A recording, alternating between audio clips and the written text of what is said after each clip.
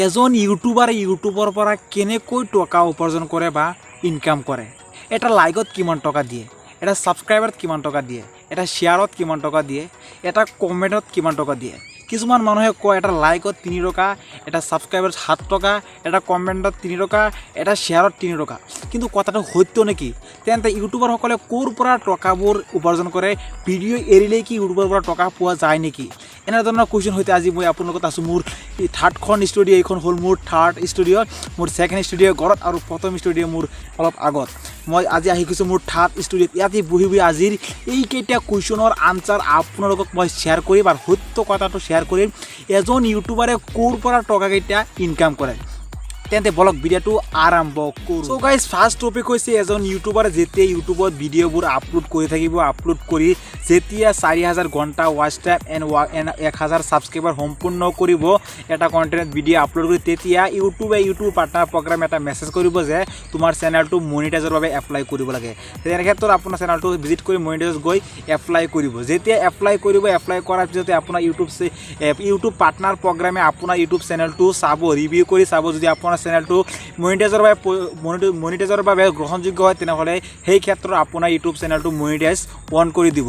যেতিয়া অন কৰি দিব, তেতিয়া আপুনি নিজে অন কৰাৰ পিছত আপুনি নিজে এই ভিডিঅ' আপোনাৰ ইউটিউব চেনেলত যিমানকেইটা ভিডিঅ' আপলোড কৰিছে গোটেইকেইটা ভিডিঅ' আপুনি নিজে মনিটাইজ অন কৰিব লাগিব। যেতিয়া আপুনি মনিটাইজটো অন কৰি দিব, আপোনাৰ তেতিয়াৰ পৰা আপোনাৰ ভিডিঅ'ত প্ৰত্যেকটো ভিডিঅ'ত এডবোৰ আহি থাকিব। আৰু চ' গাইজ তেনেহ'লে লাইকৰ পৰা আৰু কমেণ্টৰ পৰা, শ্বেয়াৰৰ পৰা, ছাবস্ক্ৰাইবাৰৰ পৰা কিমান টকা পোৱা যায়? কিন্তু একে কথা ক'ব লাগিব, লাইক, শ্বেয়াৰ, কমেণ্ট আৰু ছাবস্ক্ৰাইবাৰ প্লাছ ইনকাম। কিন্তু ইয়াৰ মাজত কি সম্পৰ্ক আছে?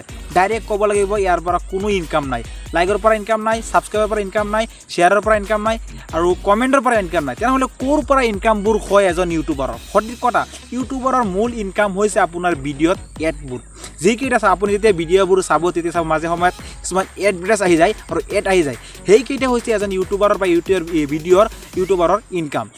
চ' গাইজ এডবোৰৰ মাজত কিছুমান ভাগেৰে বিভক্ত কৰা হৈছে। কিছুমান দুটা মই এডৰ নাম কৈছোঁ। কিছুমান এটা হৈছে স্কিপেবল এড, আনটো হৈছে আনস্কিপেবল এড।